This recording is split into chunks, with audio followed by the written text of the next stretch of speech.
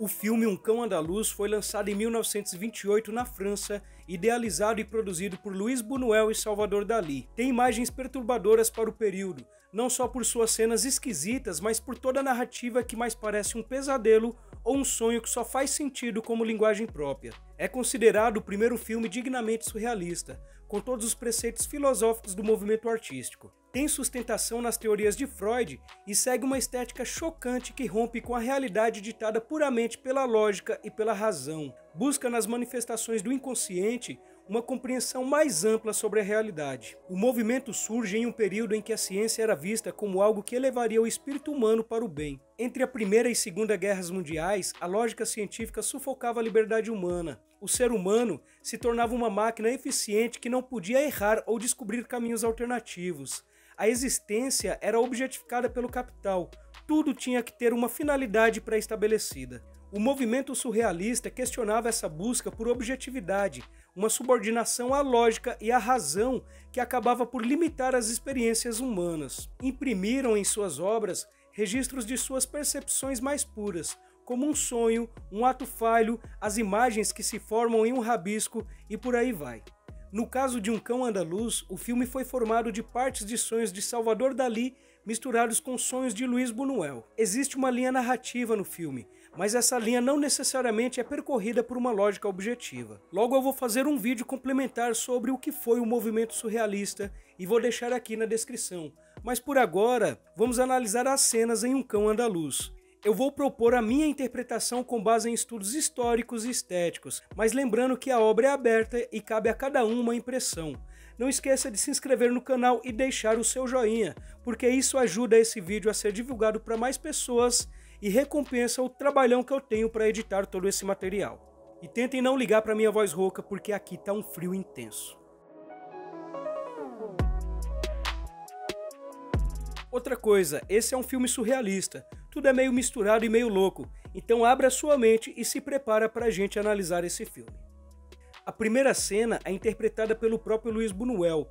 Ele aparece fumando incessantemente um cigarro fumacento. Logo após afiar o fio de uma navalha, comprova o corte com uma lasca de sua própria unha. Observa o céu, a lua e as nuvens. No meio de uma sala está uma jovem sentada que espera pacientemente pela atenção dele.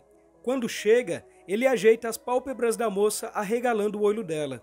Subitamente, como as nuvens cortando a lua no céu, ele divide o olho dela partindo ao meio com sua navalha afiada. O olho é uma imagem recorrente nos temas surrealistas, colocado como uma janela que tem o poder de unir o interior e o exterior, o consciente e o inconsciente. Ao cortar o olho, é como se Buñuel rompesse com a visão unilateral do espectador e anunciasse uma perspectiva não explorada, a perspectiva do acaso e do aleatório. Aquilo que está por vir, o rompimento da própria lógica. Não à toa, essa é a primeira cena do filme. A história salta 8 anos no tempo.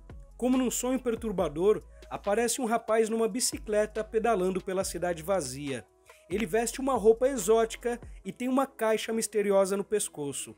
Em um apartamento, a jovem do início do filme lê um livro sentada em sua cadeira, quando pressente a chegada do rapaz que cai imóvel da bicicleta como se o tempo tivesse parado de seguir. A jovem desce e apanha a caixa do pescoço dele. Em seu apartamento, tira dela uma gravata e a coloca junto à roupa que o rapaz estava vestindo. Logo após, ele aparece de pé do lado da porta, olhando formigas que saem de um buraco em sua mão. Não existe uma interpretação certa dessa cena, aliás, de nenhuma cena nesse filme, mas algumas coisas podem ser inferidas. Existe um dito que diz que quando alguém tem formiga nas mãos, ou mãos formigando, é uma expressão para o desejo de matar. No sentido do filme, pode significar o desprezo que Dalí e Buñuel tinham pela burguesia da época. Eles consideravam que viviam em uma sociedade hipócrita, moralista e com costumes medíocres. As formigas são símbolos que sempre estão presentes, principalmente nas pinturas de Salvador Dalí. Numa sobreposição de imagens, a mão cheia de formigas se transforma na axila da protagonista, que se transforma em um ouriço, que novamente se transforma em uma mão caída no asfalto. Uma segunda moça, com trajes e corte de cabelo masculino, cutuca a mão no asfalto com uma bengala. Ela parece estar muito triste. Os policiais afastam os curiosos da cena, que mais parece um acidente. Um deles pega a mão do chão e a coloca na caixa que antes estava no pescoço do rapaz de bicicleta. As pessoas começam a ir embora e a moça fica em transe sozinha na rua. De repente, a rua começa a ficar movimentada e os carros voltam a passar até que um acaba atropelando ela. Os policiais voltam para retirar seu corpo morto caído no asfalto. Essa é uma sequência de cenas bem enigmática, difícil de entender, mas passa uma sensação muito triste. Nesse período, trajes masculinos e cabelo curto era uma tendência feminista da época. Era algo visto como transgressor à cultura conservadora, o que também é simbolicamente representado pelas axilas sem depilação. Ideias progressistas que se chocam com uma sociedade normativa. Nessa cena, todo o drama se apresenta como uma inevitabilidade. Um choque que resulta de um conflito numa sociedade que se configura pelo espetáculo, pela norma e pelo patriarcado.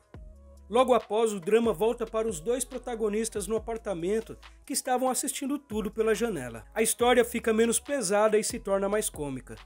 O rapaz, com um desejo incontrolável, persegue a moça acariciando seus seios, que por hora são seios e outra hora são nádegas. Ele revira os olhos e espuma pela boca. Ela empurra ele e sai correndo pelo quarto. Irritado, ele se vira e apanha 2 cordas no chão, e ao tentar correr atrás dela, é segurada pelo peso em seus ombros. Arrasta consigo os quilos das tábuas dos 10 mandamentos, 2 asnos mortos com os olhos jorrando sangue, e 2 pianos seguidos de 2 padres de olhos arregalados, e novamente formigas nas mãos. Essa sequência faz alusão à repressão sexual imposta pela moralidade cristã e à ideia de pecado. Isso é muito representado pelas tábuas dos 10 mandamentos e pelos padres que são arrastados, mas ao mesmo tempo representa a hipocrisia da moralidade falha da burguesia da época, que tem como símbolo os 2 pianos. Os burros com os olhos sangrando representam a morte para Buñuel, uma imagem que viu na beira da estrada quando era criança e nunca mais esqueceu. Na cena, assim como na sociedade, o protagonista carrega todo esse peso em suas costas. Luiz Buñuel trabalha melhor essas questões no seu segundo filme, A Idade do Ouro, que foi escrito por Dalí e dirigido por ele, e que também foi um dos primeiros filmes a serem analisados aqui no canal há 8 anos atrás. Vou deixar aqui na descrição. Novamente na sequência vemos uma total quebra de lógica. De repente o rapaz se vê deitado na cama, com a mesma caixa enigmática no pescoço e a roupa que estava no início do filme. O tempo se mistura entre presente e memória. 2 livros se transformam em 2 armas. Vemos aparecer 2 versões do protagonista, uma do presente e outra da memória dele. Uma das versões atira na outra que cai no chão sem que saibamos qual é qual.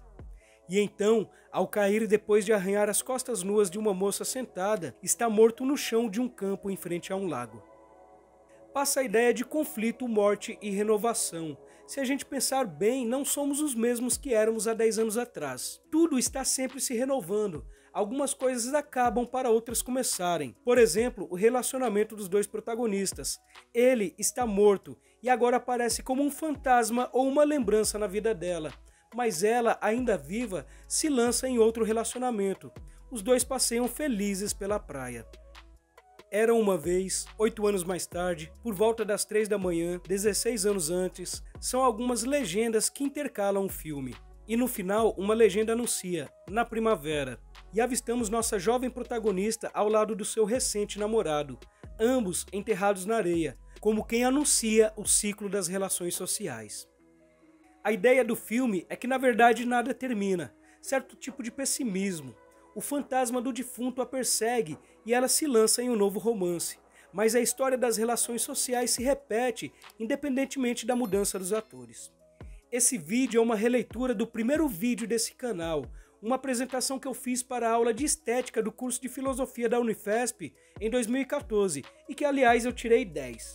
É um tema que eu tenho muito carinho e espero ter contribuído de alguma forma. Como eu disse, a cada um cabe uma interpretação, mas o que eu tentei fazer aqui é interpretar com base no estudo filosófico do movimento e seu contexto histórico. Usei como base o artigo Surrealismo no Cinema de Luiz Nazário. Eu sou Douglas Fernandes, professor de História e Filosofia e apreciador de cinema. Se você também gosta desses assuntos, se inscreva no canal e ative o sininho para receber as notificações. Eu te vejo no próximo vídeo, um beijo e tchau!